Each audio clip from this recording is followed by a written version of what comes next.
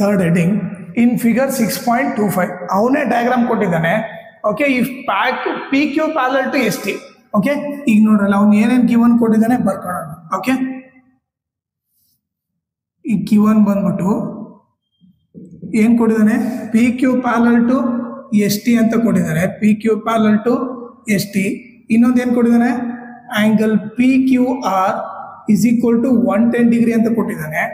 ಆಮೇಲೆ R S T ಬಂದು 130 degree ಅಂತ ಕೊಟ್ಟಿದ್ದಾನೆ. ಓಕೆ, ಈಗ ನಾವೇನು ಕಂಡಿಬೇಕು, ಟು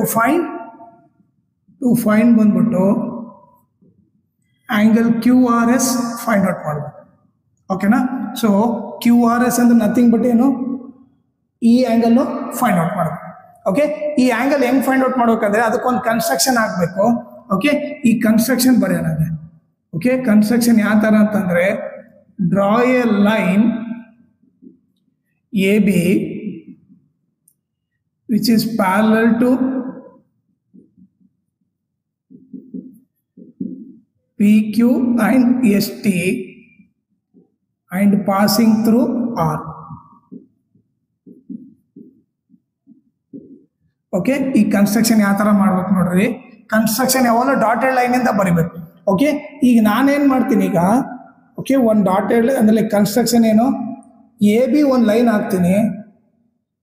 ಓಕೆ, ಎ ಬಿ ಒಂದು ಲೈನ್ ಹಾಕ್ತೀನಿ. ಅದು ಯಾರ್ಯಾರಿಗೆ ಪ್ಯಾರಲ್ ಐತೆ, ಈ ಎ ಬಿ ಬಂದು ಪಿ ಕ್ಯೂಗೂ ಪ್ಯಾರಲ್ ಐತೆ, ಎಸ್ ಟಿಗೂ ಪ್ಯಾರಲ್ ಐತೆ. ಓಕೆ, ಅದು ಎಲ್ಲಿಂದ ಪಾಸ್ ಆಗ್ತಾ ಇದೆ, ಆರ್ ಇಂದ ಪಾಸ್ ಆಗ್ತಾ ಇದೆ. ಇದೇ ಕನ್ಸ್ಟ್ರಕ್ಷನ್ ಬರ್ದಿರೋದು ನೋಡಲ್ಲಿ. Draw a line A B which is parallel to P Q as well as S T and passing through R. R ಇಂದ ಪಾಸ್ ಆಗಬೇಕು. ಓಕೆನಾ, ಸೊ ಇದು ಕನ್ಸ್ಟ್ರಕ್ಷನ್. ಈಗ ನೆಕ್ಸ್ಟ್ ಪ್ರೂಫ್ ಯಾವ ಥರ ಮಾಡ್ಬೇಕಂತ ನೋಡೋಣ. ಓಕೆನಾ, ಈಗ ನೀವು ನೋಡಿದ್ರೆ, ಓಕೆ, ನಿಮಗೆ ಬೇಸಿಕ್ ಗೊತ್ತಿರ್ಬೇಕಂದ್ರೆ ಈಗ ಒಂದು 2 ಲೈನ್ ಪ್ಯಾರಲಲ್ ಇದಾವಂತಂದ್ರೆ, ಓಕೆ, ಅದಕ್ಕೊಂದು ಲೈನ್ ಯಾವ್ದನ್ನ ಕಟ್ ಆದರೆ ಇದನ್ನ ಏನಂತ ಕರಿತೀವಿ, ಟ್ರಾನ್ಸ್ವರ್ಸಲ್ ಅಂತ ಕರಿತೀವಿ. ಓಕೆ, ಇದನ್ನೇನಂತ ಕರಿತೀವಿ, ಟ್ರಾನ್ಸ್ವರ್ಸಲ್ ಅಂತ ಕರಿತೀವಿ. ಸಪೋಸ್ ಇದು ಆಂಗಲ್ ಎ ಇದೆ, ಇದು ಆಂಗಲ್ ಬಿ ಇದೆ ಅನ್ಕೋಣ. ಇದು ಸಿ, ಇದು ಡಿ ಇದ್ರೆ, ಓಕೆ, ಇಂಟೀರಿಯರ್ ಆಂಗಲ್ ತಾನೆ, ಒಳಗಡೆ ಇರೋ ಆಂಗಲ್. ಇದು ಟ್ರಾನ್ಸ್ವರ್ಸಲ್ ಅಂದ್ರೆ ಅದ್ರ ಒಳಗಡೆ ಇರೋ ಆಂಗಲ್ಲು.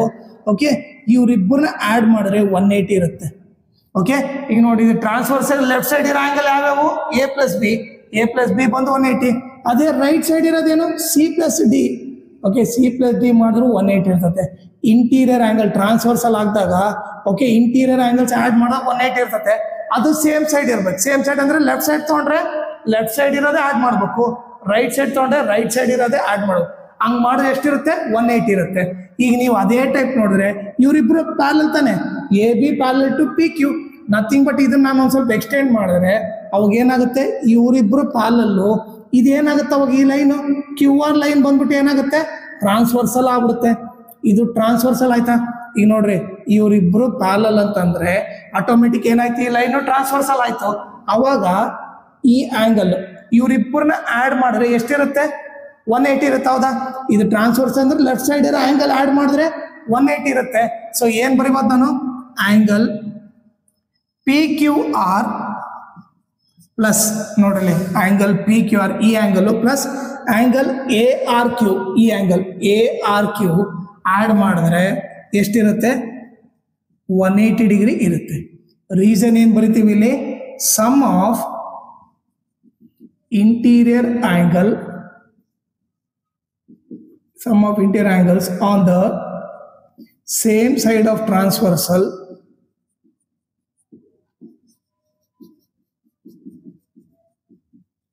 is 180 ಡಿಗ್ರಿ ಅಂತ ಬರುತ್ತೆ. ಓಕೆ, ಈಗ ಪಿ ಕ್ಯೂ ಆರ್ ಎಷ್ಟು, ಪಿ ಕ್ಯೂ ಆರ್ 110 ಅಂತ ಅವನೇ ಕೊಟ್ಟಿದ್ದಾನೆ. So 110 plus angle A R Q is equal to 180 ಆಯಿತು. ಓಕೆ, ಈ ಪ್ಲಸ್ 110 ಆ ಕಡೆ ಹೋದ್ರೆ ಏನಾಗುತ್ತೆ, A R Q is equal to 180 plus 110 ಆ ಕಡೆ ಹೋದ್ರೆ ಮೈನಸ್ 110 ಆಯಿತು. ಸೊ ಎಷ್ಟಾಯಿತು, 70 ಡಿಗ್ರಿ ಆಯಿತು. ಸೊ ಎ ಆರ್ ಕ್ಯೂ ಬಂದ್ಬಿಟ್ಟು ಎಷ್ಟಾಯಿತು, 70 ಡಿಗ್ರಿ ಅಂತ ಗೊತ್ತಾಯಿತು. ಸೊ ಈ ಆ್ಯಂಗಲ್ ಎಷ್ಟು, 70 ಡಿಗ್ರಿ ಅಂತ ನಾವು ಕಂಡುಹಿಡಿದ್ವಿ ಇವಾಗ. ಓಕೆ, ಹಿಂಗೆ ರೌಂಡ್ ಮಾರ್ಕ್ ಹಾಕಿನಂದ್ರೆ ನಾನು ಫೈಂಡ್ ಔಟ್ ಮಾಡಿದ್ದೀನಿ ಅಂತ. ಓಕೆ, ಎ ಆರ್ ಕ್ಯೂ ಬಂದು 70 ಅಂತ ಗೊತ್ತಾಯ್ತು. ಈಗ ಇದಕ್ಕೆ ಬಂದರೆ ಈಗ ನೀವು ನೋಡಿದ್ರಿ, ಈಗ ನೋಡ್ರಿ ಈ ಲೈನ್ ನಾನು ಒಂದು ಸ್ವಲ್ಪ ಎಕ್ಸ್ಟೆಂಡ್ ಮಾಡ್ಕೊಂಡ್ರೆ ಇವರಿಬ್ರು ಪ್ಯಾರಲಲ್ ತಾನೆ, A B parallel to S T. ಇವರಿಬ್ರು ಪ್ಯಾರಲಲ್ ಅಂದಾಗ ಇದೇನಾಯ್ತು, ಇದು ಟ್ರಾನ್ಸ್ವರ್ಸಲ್ ಆಯ್ತು.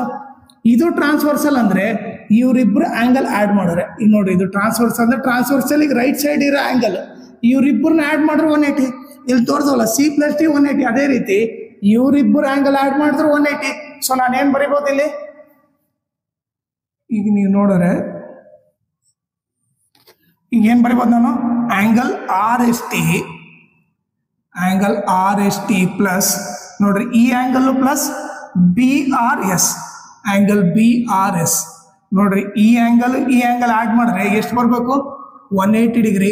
ರೀಸನ್ ಏನು, sum of interior angle on the same side of transversal is 180 degree ಅಂತ ಬರೀಬಹುದು. ಓಕೆ, ಈಗ RST ವ್ಯಾಲ್ಯೂ ಎಷ್ಟು, 130 ಪ್ಲಸ್ BRS ವ್ಯಾಲ್ಯೂ ನಮಗೆ ಗೊತ್ತಿಲ್ಲ, ಆಸ್ ಇಟ್ ಈಸ್ ಬರೀತೀನಿ, ಇಸ್ ಈಕ್ವಲ್ ಟು ಏನು 180. ಈಗ ನೋಡ್ರಿ ಪ್ಲಸ್ 130 ಆ ಕಡೆ ಹೋದ್ರೆ ಏನಾಗುತ್ತೆ, ಪ್ಲಸ್ 130 ಆ ಕಡೆ ಹೋದ್ರೆ ಮೈನಸ್ 130 ಆಗುತ್ತೆ. Okay, angle BRS is equal to 180 ಅಲ್ಲಿ 130 ಹೋದ್ರೆ 50 ಡಿಗ್ರಿ ಆಯ್ತು. ಓಕೆ, ಈ ಆಂಗಲ್ ಕೂಡ ಗೊತ್ತಾಯ್ತು, ಇದು ಎಷ್ಟಂತ ಗೊತ್ತಾಯ್ತು, 50 ಡಿಗ್ರಿ. ಇದು ಕೂಡ ನಾನು ಕಂಡುಹಿಡಿದೆ. ಓಕೆ, ಈಗ ನೀವು ನೋಡಿದ್ರೆ ಈಗ ನೋಡ್ರಿ ಇದು ಒಂದು ಸ್ಟ್ರೇಟ್ ಲೈನ್ ಇದೆ ಅಂದ್ರೆ ಅವ್ರ 3 ಆಂಗಲ್ ಸೇರಿದ್ರೆ ಎಷ್ಟು ಇರಬೇಕು, 180 ಡಿಗ್ರಿ ಇರ್ಬೇಕು, ಹೌದಾ?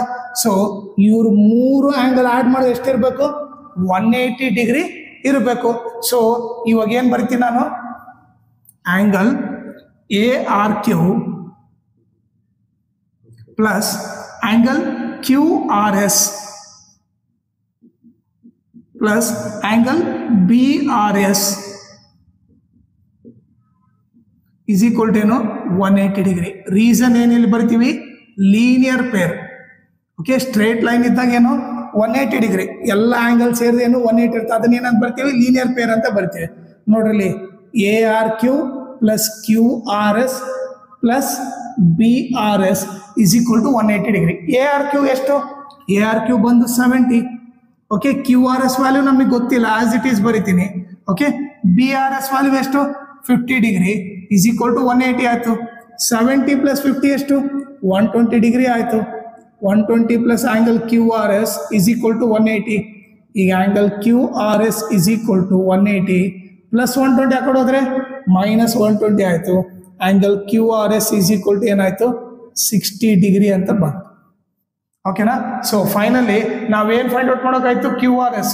ಸೊ QRS ಬಂದು 60 ಡಿಗ್ರಿ ಅಂತ ಬಂತು. ಓಕೆ, ಇದು ನಿಮಗೆ ಏನಂತಂದ್ರೆ ನೀವು ಜಸ್ಟ್ ಇದು ಬೇಸಿಕ್ಸ್ ಗೊತ್ತಿದ್ರೆ, ಓಕೆ, ಒಂದು ಟ್ರಾನ್ಸ್ವರ್ಸಲ್ ಇದ್ದಾಗ same side interior angle add ಮಾಡಿದ್ರೆ 180 ಅಂತ ಬೇಸಿಕ್ ಗೊತ್ತಿದ್ರೆ ನೀವು ಇಡೀ ಪ್ರಾಬ್ಲಮ್ ಈಸಿಯಾಗಿ ಮಾಡ್ಬೋದು. ಆಮೇಲೆ ಇಲ್ಲಿ ಏನಿದು ಕನ್ಸ್ಟ್ರಕ್ಷನ್ ಯಾವಾಗಲೂ ಡಾಟೆಡ್ ಲೈನ್ ಇಂದ ಹಾಕ್ಬೇಕು. ಓಕೆ, ಸೊ ದಟ್ ಅವ್ರಿಗೆ ಅರ್ಥ ಆಗ್ಬೇಕು ನಾವು ಕನ್ಸ್ಟ್ರಕ್ಷನ್ ಮಾಡಿ ಅಂತ. ಓಕೆ, ಸೊ ಇಲ್ಲಿ ಡಾಟೆಡ್ ಲೈನ್ ಇಂದ ಬರ್ತೀವಿ ಅಂದ್ರೆ ಅದು ಕನ್ಸ್ಟ್ರಕ್ಷನ್. ಓಕೆನಾ? ಸೊ ಏನಂತಂದ್ರೆ ಈ ಪ್ರಾಬ್ಲಮ್ ಮಾಡ್ಬೇಕಂದ್ರೆ ಜಸ್ಟ್ ಬೇಸಿಕ್ ಮೇನ್. ಓಕೆ, ಆಮೇಲೆ ಇದ್ರ ಜೊತೆಗೆ ಏನಂದ್ರೆ ಲೈನ್ಸ್ ಅಂಡ್ ಆಂಗಲ್ಸ್. ಓಕೆ, ಇದ್ರದ್ದು ಫುಲ್ ಲೆಸನ್ ಸಾಲ್ವ್ ಮಾಡಿ. ಓಕೆ, ಇದ್ರ ಪ್ಲೇ ಲಿಸ್ಟ್ ಲಿಂಕ್ ಬಂದ್ಬಿಟ್ಟು ಓಕೆ ಈ ವಿಡಿಯೋ ಡಿಸ್ಕ್ರಿಪ್ಷನ್ ಅಲ್ಲಿ ಹಾಕಿರ್ತೀನಿ. ಓಕೆನಾ? ಸೊ ಈ ಲೈನ್ಸ್ ಅಂಡ್ ಆಂಗಲ್ ಫುಲ್ ಲೆಸನ್ದು ಆ ಪ್ಲೇ ಲಿಸ್ಟ್ ಲಿಂಕ್ ಏನಿದೆ ಅಲ್ಲ ವಿಡಿಯೋ ಡಿಸ್ಕ್ರಿಪ್ಷನ್ ಅಲ್ಲಿ ಹಾಕಿರ್ತೀನಿ. ಓಕೆ, ಆ ಲಿಂಕ್ ಒತ್ತ ತಕ್ಷಣ ನಿಮಗೆ ಲೈನ್ಸ್ ಅಂಡ್ ಆಂಗಲ್ಸ್ ಆಗಿರೋ ಈಚ್ ಅಂಡ್ ಎವ್ರಿ ಪ್ರಾಬ್ಲಮ್ ನಿಮಗೆ ಅದರಲ್ಲಿ ಇರುತ್ತೆ. ಓಕೆ, ಈಚ್ ಅಂಡ್ ಎವ್ರಿ ಪ್ರಾಬ್ಲಮ್ದು ಸಪ್ರೇಟ್ ವಿಡಿಯೋ ಮಾಡಿದ್ದೀನಿ. ಓಕೆ, ಅದೆಲ್ಲ ಲೈನಿಗೆ ಇರುತ್ತೆ.